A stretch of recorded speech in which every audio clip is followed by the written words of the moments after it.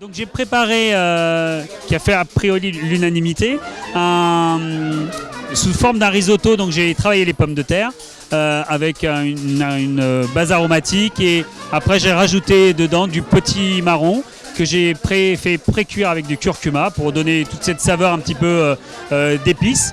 J'ai fait mariner le tout avec du fromage, du gruyère de Suisse me semble-t-il, et j'ai accompagné ça à 2 poulets que j'ai fait premièrement mariner pour lui donner un peu plus de tendreté et déglacer vinaigre balsamique et un petit peu de miel pour côté cette note un peu sucrée et un peu plus de texture. Voilà.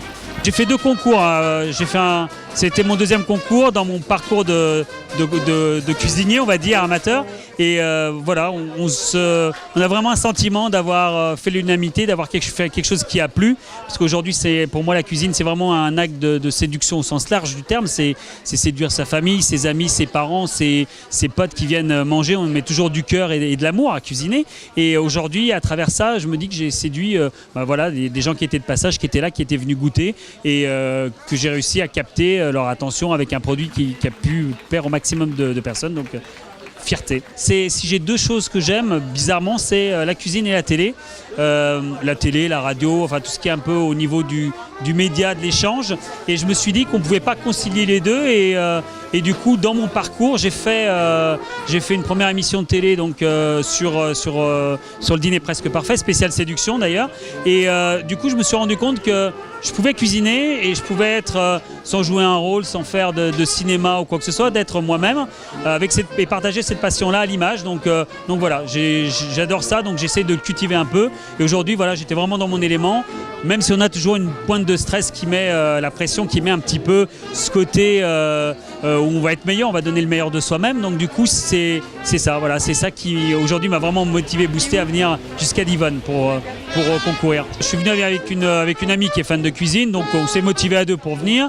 Ensuite, j'ai retrouvé un candidat que j'avais déjà vu pour la fête de la gastronomie, qui avait déjà fait un concours, qui en fait encore plus.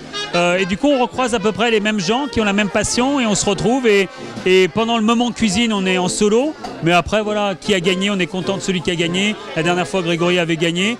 Et honnêtement et sincèrement, je me dis, j'ai une fois de plus pratiqué, une fois de plus sur un conseil averti d'un chef, comme aujourd'hui, on a des professionnels qui nous donnent leur avis et nous disent tu devrais faire ci, tu devrais faire ça, et on progresse et on échange. Voilà, on est vraiment dans un moment de partage ensemble. On a besoin de ces critiques de pro, de ces critiques voilà, pour s'améliorer, mais c'est vrai que je m'étais tellement concentré sur qu'est-ce que je vais faire, qu'arrivé au moment de la présentation, c'est pas, on se dit, moi je suis le premier à manger avec les yeux, à me dire il faut que ce soit beau.